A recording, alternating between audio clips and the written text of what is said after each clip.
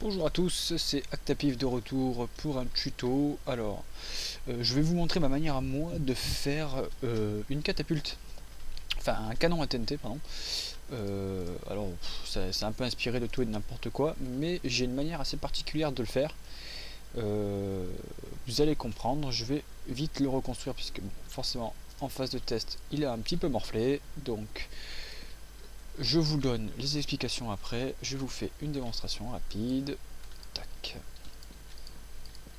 Donc les délayeurs ici, dans la façon où ils sont mis, c'est très important. Ils sont calculés pour vraiment avoir une synchro avec le piston. On va vérifier que le fil qui va jusqu'au piston. Non, heureusement que je vérifie, ça n'était pas le cas.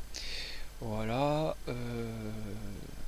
Alors il faut savoir que ça derrière, ça a tendance à récupérer la force commise par l'explosion d'une catapulte standard et ça envoie encore plus de puissance au niveau de la catapulte, enfin, du canon.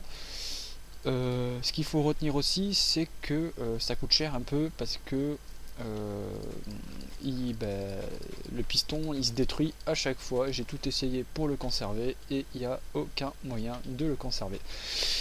Donc voilà, ça c'est ma manière à moi de faire mon canon à TNT. Regarde, démonstration.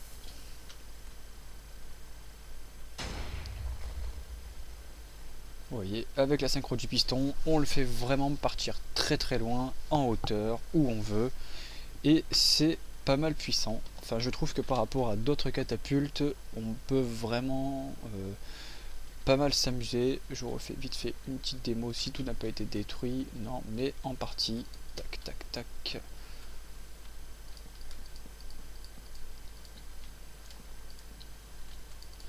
Donc, voilà. Le but, c'est de mettre 1, 2, 3, 4, 5, 6, 7, 8, 9, 10 répéteurs pour avoir un maximum de délai. Il faut savoir que sur la longueur, c'est posé de cette manière là. Donc les 8 premiers, 1, 2, 3, 4, 5, 6, 7, 8, 9, les 9 premiers, pardon, il y en a 10 en tout. Les 9 premiers, vous les mettez au maximum de délai. Le dernier, vous le mettez au minimum, puisqu'on a un fil ici et un fil ici qui vient récupérer la courbe lors de l'alimentation. Donc le but, c'est de gagner le délai.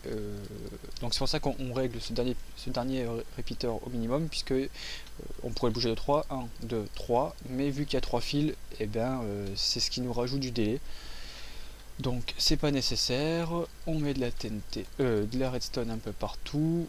On met une torche de redstone, c'est ce qui va allumer ici notre TNT au moment où le piston se lève, et par rapport justement aux autres canons à TNT, ce qui fait sa force, c'est que en fonction de l'endroit où vous vous situez, vous avez peut-être un mur sur lequel il faut que vous passiez par-dessus, et je dis ça par rapport au serveur PVP, par rapport au premier épisode que j'ai fait. Regardez bien, l'effet du piston, c'est qu'il va lever la TNT au dernier moment, il va l'allumer au dernier moment, ce qu'on va gagner le maximum de distance pour faire péter cette TNT. Et comme elle s'allume tardivement, donc du coup elle pète tardivement, mais ça lui laisse le temps de bien voyager, d'atteindre sa cible et de la détruire tout simplement. Donc si vous avez des idées par contre qui peuvent me permettre de ne pas perdre le piston à chaque fois, alors de temps en temps il reste, mais pas tout le temps, c'est à dire qu'il pète mais je peux le récupérer, sinon les 3 quarts du temps il disparaît. Et je vous remontre une dernière fois comment ça fonctionne. On envoie la sauce. J'ai pas mis la TNT, ça failli être le fail. Heureusement que je l'ai mis. Et regardez, ça part où on veut. C'est extrêmement précis.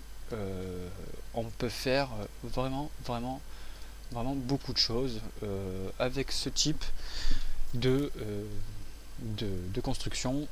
Il coûte pas cher parce que vous pouvez à chaque fois le refaire en bois, en ce que vous voulez.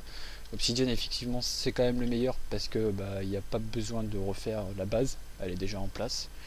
J'avais essayé de le faire à 2 niveaux d'eau aussi, non, complètement fail, ça ne fonctionne pas, ça a plutôt tendance à absorber plus qu'à émettre une force vers l'avant, et les repeaters en dessous. Voilà, c'est tout pour aujourd'hui, si vous avez des questions, n'hésitez pas.